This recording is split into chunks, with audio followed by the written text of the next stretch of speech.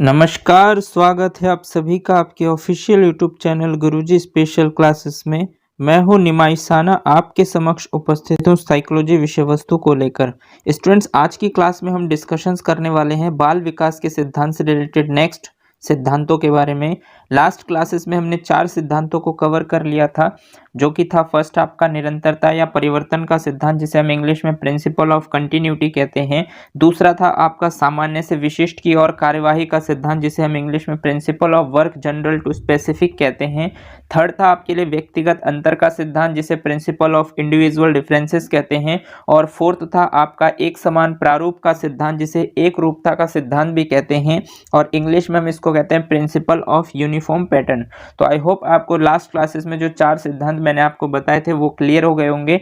चलिए अब हम नेक्स्ट सिद्धांत की तरफ आगे बढ़ते हैं, और वो है आपके दिशा का सिद्धांत। देखिए, जो दिशा का सिद्धांत है इसको हम बोलते हैं प्रिंसिपल ऑफ डायरेक्शन। देखिए, प्रिंसिपल ऑफ डायरेक्शंस क्या होते हैं, ठीक है, दिशा से रिलेटेड बहुत ज़्यादा इंपॉर्टेंट है ये सिद्धांत, ये कई बार एग्जाम्स में पूछे गए हैं। तो देखिए, दिशा का सिद्धांत आप नाम से ही समझ रहे हैं कि कुछ दिशा यानी कि डेवलपमेंट के कुछ डायरेक्शंस होते हैं, उनके बारे में आपको जानना है। तो प्रत्येक बच्चे में विकास की दर भिन्न हो सकती है। देखिए, वर्डिंग पर जाइए कि प्रत्येक बच्चे में विकास की दर जो है यानी कि रेट ऑफ डेवलपमेंट है वो अलग अलग हो सकती है। हालांकि सभी मनुष्य का विकास एक समान प्रारूप, समान अनुक्रम और दिशा का अनुसरण करता है, यानी कि जो भी मनुष्य हैं उनका जो डेवलपमेंट है वो एक ही तरीके से होता है, यानी कि उसका प्रारूप एक ही तरीके का होता है, एक ही क्रम में होते हैं, और लगभग लगभग वो एक ही दिशा का अनुसरण करते हैं। मतलब किसी भी मनुष्य के जो डेवलपमेंट है वो कुछ हद तक ये देखा गया है कि समान अनुक्रम, एक ही रूप और दिशा का अनुसरण करते हैं। लेकिन विकास के अनुक्रमिक प्रारूपों को 2 दिशाओं में देखा जा सकता है। ज़्यादातर हम जो है विकास के अनुक्रमिक जो प्रारूप है उसको 2 दिशाओं में देखते हैं। फर्स्ट है आपका सेफेलोकॉडल अनुक्रम, और दूसरा होता है प्रॉक्सिमोडिस्टल अनुक्रम। देखिए, फर्स्ट हम इसमें पढ़ेंगे, बहुत ज़्यादा इंपॉर्टेंट है, सेफेलोकॉडल अनुक्रम, जिसे हम हिंदी में कहते हैं मस्तकाधोमुखी। देखिए, इसको ध्यान रखें, इसको हम कहते हैं मस्तकाधोमुखी विकास का सिद्धांत। यानी कि इंग्लिश में अगर आपसे पूछा जाए तो ये पूछा जाएगा सेफेलोकॉडल अनुक्रम, और हिंदी में इसको हम कहेंगे मस्तकाधोमुखी विकास का सिद्धांत। ये डायरेक्शन को रिप्रेजेंट करते हैं, और जैसे कि आप वर्डिंग से समझ रहे हैं, मस्तका का मतलब होता है मस्तिष्क, यानी कि मस्तिष्क से उसके बॉडी के अन्य पार्ट की ओर यानी पैरों की ओर, तो जिसे हम बोलते हैं मस्तिष्क से पैर की ओर, यानी सिर से पैर की ओर। अगर हम इसे आसान शब्दों में बात करें तो सिर से पैरों की ओर इस विकास को कहा जाता है। तो देखिए, सेफेलोकॉडल में जो हम पढ़ेंगे सेफेलोकॉडल अनुक्रम, इसका मतलब है कि विकास की दर पूरे शरीर में सिर से पैरों तक यानी सिर से पैरों तक होता है। अर्थात कोई व्यक्ति सिर से बढ़ना शुरू करता है और फिर सिर के नीचे की ओर का विकास होता है।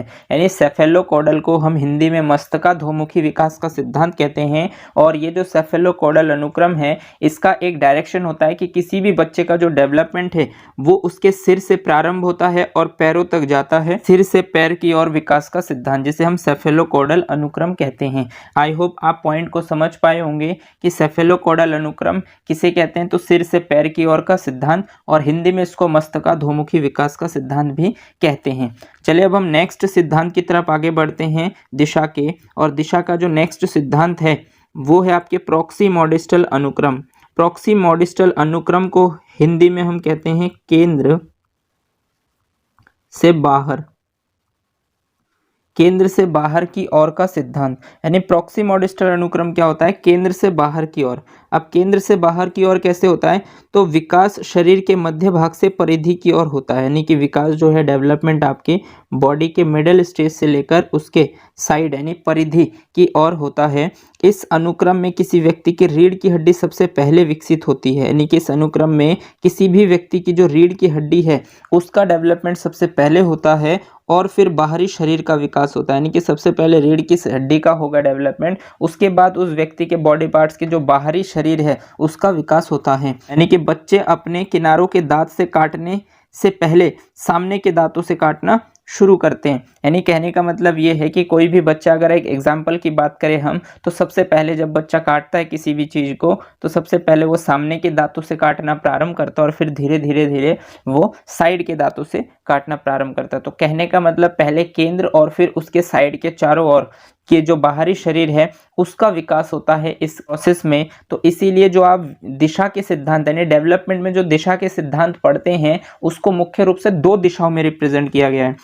एक दिशा को हम बोलते हैं सेफेलोकोडल अनुक्रम, जिसे हिंदी में हम मस्तकाधोमुखी सिद्धांत कहते हैं, जो सिर से पैर की ओर होता है। और जो दूसरा सिद्धांत होता है यानी कि जो दूसरा दिशा है वो है प्रॉक्सिमोडिस्टल अनुक्रम, जिसे हम केंद्र से बाहर की ओर भी कहते हैं। इसका मतलब मनुष्य के शरीर का सबसे पहले जो विकास होता है वो रीढ़ की हड्डी का होता है, उसके बाद उसके बाहरी शरीर का डेवलपमेंट होता है। आई होप आप दिशा के सिद्धांत को समझ पाए होंगे। सबसे ज़्यादा इंपॉर्टेंट है ये आपके लिए, क्योंकि यहाँ से कई बार प्रश्न पूछे जा चुके हैं। आई होप आपको ये पॉइंट क्लियर हो गए होंगे। चलिए अब हम नेक्स्ट सिद्धांत की तरफ आगे बढ़ते हैं और देखते हैं नेक्स्ट सिद्धांत आपसे क्या पूछ रहा है या क्या कहता है। तो नेक्स्ट सिद्धांत है आपके लिए स्टूडेंट्स एकीकरण का सिद्धांत। एकीकरण का सिद्धांत, जिसे हम प्रिंसिपल ऑफ इंटीग्रेशन हम इसको कहते हैं, यानी कि जो एकीकरण का सिद्धांत, एकीकरण मतलब इंटीग्रेटेड चीजें होती हैं इसमें। यह सत्य है कि विकास सामान्य से विशिष्ट, यानी कि ये आपको पता होगा कि विकास सामान्य से विशिष्ट या संपूर्ण से भागों में होता है। यह भी देखा गया है कि विशिष्ट प्रतिक्रिया अथवा भागों में हुई गतिविधियां बाद के अधिगम या विकास की प्रक्रिया में सम्मिलित होती हैं। यानी कहने का मतलब देखिए, आपको ये तो पता होगा कि जो डेवलपमेंट है वो सामान्य से विशिष्ट की ओर होता है, यानी कि सबसे पहले बच्चा क्या करता है, जनरल यानी सामान्य चीजों को सीखता है और उसके बाद उससे रिलेटेड स्पेसिफिक चीजों को सीखना प्रारंभ करता है। या फिर विकास जो है सबसे पहले संपूर्ण होता है और उसके बाद धीरे धीरे उसके भागों में होना स्टार्ट होता है। फॉर एग्जाम्पल के लिए मान लीजिए आप छोटे बच्चे को अल्फाबेट सिखाते हैं, तो अल्फाबेट्स में वो 26 लेटर ABCD को पहले पूरा सीखता है, यानी कि पूरा अल्फाबेट्स वो कंप्लीटली मतलब कवर करता है और उसके बाद धीरे धीरे वो वर्ड्स को सीखता है, छोटे छोटे वर्ड्स को सीखता है, जैसे BOY, तो इसमें जो 3 लेटर यूज हुए, या GIRL गर्ल, इसमें 4 लेटर यूज हुए। तो सबसे पहले बच्चे ने क्या सीखा, अल्फाबेट्स पूरा सीखा और उसके बाद उसका एप्लीकेशन वो छोटे छोटे भागों में डिवाइड करके कर रहा है। तो इसका मतलब ये हुआ कि जो सिद्धांत यानी कि जो डेवलपमेंट है वो कहीं ना कहीं जो आप आज कर रहे हैं उसका कहीं ना कहीं आने वाले समय में कहीं ना कहीं उसका यूज है, तो वो एक तरीके से जो है एक के साथ जुड़ा हुआ है, इसीलिए इसको हम इंटीग्रेशन बोलते हैं, यानी कि एकीकरण का सिद्धांत कहते हैं। और ये भी देखा गया है कि विशिष्ट प्रतिक्रिया, मान लीजिए कि आप कुछ स्पेसिफिक प्रोसेस करते हैं या फिर भागों में हुई जो भी गतिविधियां आप करते हैं, उनके बाद इनका जो यूज है आपके आने वाले जीवन में जब आप अधिगम करते हैं या आपका डेवलपमेंट होता है, उस प्रक्रिया में कहीं ना कहीं वो आपके लिए यूजफुल होते हैं। तो जो भी चीजें हम सीखते हैं अपने जीवन के दौरान, उसका कहीं ना कहीं आने वाले समय में यूज होता है। इसी को ही हम एकीकरण का सिद्धांत बोलते हैं या प्रिंसिपल ऑफ इंटीग्रेशन बोलते हैं डेवलपमेंट में। आई होप आप समझ पाए होंगे। नेक्स्ट पॉइंट इसकी तरफ देखते हैं कि यह विशिष्ट और सामान्य प्रतिक्रियाओं के साथ ही संपूर्ण और भागों में हुआ एकीकरण है, यानी कि सीधी सीधी बात है कि आप जो विशिष्ट और सामान्य प्रतिक्रियाओं के थ्रू जो भी चीजें आप संपूर्ण से भागों में करते हैं, इसी का ही एकीकरण है। मतलब ये सभी एक जगह इकट्ठा होते हैं और इंटीग्रेटेड हो जाते हैं और उससे आपका डेवलपमेंट होता है, जो एक बच्चे को उसकी वृद्धि और विकास के विभिन्न आयामों में संतुष्ट रूप से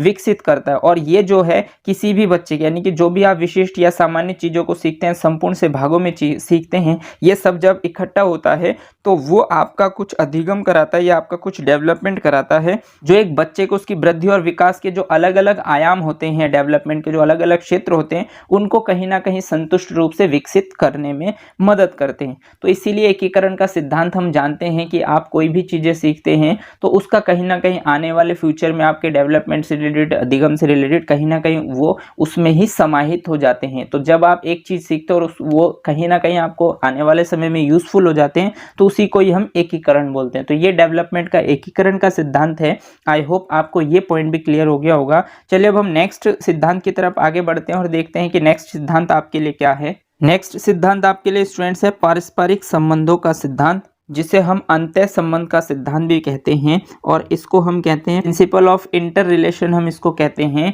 पारस्परिक संबंधों का सिद्धांत या फिर अंतः संबंध का सिद्धांत, यानी कि ये आंतरिक रूप से संबंधित होते हैं एक दूसरे से, ऐसा ये सिद्धांत बताता है। तो देखिए हम आगे बढ़ते हैं और देखते हैं कि शारीरिक, मानसिक, सामाजिक आदि जैसे विभिन्न आयामों में वृद्धि और विकास अंतर संबंधित और आंतरिक रूप से निर्भर होता है। यानी कि जो भी आपके शारीरिक डेवलपमेंट होता है, मानसिक डेवलपमेंट या सामाजिक डेवलपमेंट है और आदि जितने भी आपके विभिन्न आयाम हैं वृद्धि और विकास से रिलेटेड, वो अंतर संबंधित होते हैं, यानी कि एक दूसरे के साथ आंतरिक रूप से संबंधित होते हैं और आंतरिक रूप से निर्भर भी होते हैं। विकास का प्रत्येक क्षेत्र अन्य पर निर्भर करता है, यानी कि जो विकास है उसके जो प्रत्येक क्षेत्र है, यानी कि जो इसके सभी एरियाज हैं वो दूसरों पर निर्भर करता है। इस प्रकार यह अन्य विकास को भी प्रभावित करता है। बिल्कुल सही बात है। देखिए, यदि किसी बच्चे का फिजिकल डेवलपमेंट ठीक तरीके से नहीं हो पाएगा तो उस बच्चे का मेंटल डेवलपमेंट भी नहीं होगा, और जब उसका मानसिक विकास नहीं होगा तो उसके संवेगात्मक विकास भी प्रभावित होंगे, और जब संवेगात्मक विकास प्रभावित होगा तो उसका जो सोशल डेवलपमेंट यानी सामाजिक विकास वो भी प्रभावित होगा,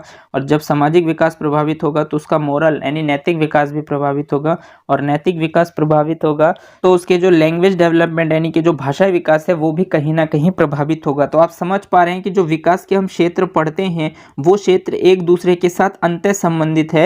अगर इसमें से कोई एक सही तरीके से नहीं हो पाता तो उसके बाकी के जो विकास है वो भी क्या हो जाएंगे, इफेक्टेड हो जाएंगे, यानी कि वो भी सही तरीके से नहीं हो पाएंगे। तो इसीलिए बताया गया है कि ये अंतः संबंधित होते हैं और आंतरिक रूप से निर्भर होते हैं। विकास का प्रत्येक क्षेत्र अन्य पर निर्भर करता है और इस प्रकार यह अन्य विकास को प्रभावित करता है। बिल्कुल सही बात है कि जो डेवलपमेंट के क्षेत्र हैं वो एक दूसरे पर निर्भर करते हैं और इस प्रकार यह अन्य विकास को भी प्रभावित करते हैं। मतलब अगर एक नहीं हो पाया तो आपका जो दूसरा विकास है वो भी कहीं ना कहीं प्रभावित हो जाता है, और अगर दूसरा विकास प्रभावित हो जाता है तो इसका मतलब आपका जो ओवरऑल डेवलपमेंट है वो कहीं ना कहीं सही तरीके से नहीं हो पाते हैं। तो इसीलिए विकास जो है एक दूसरे के साथ अंतः संबंधित होते हैं या फिर पारस्परिक संबंधों का सिद्धांत हम इसको कहते हैं, और इंग्लिश में हम इसको कहते हैं प्रिंसिपल ऑफ इंटर रिलेशन।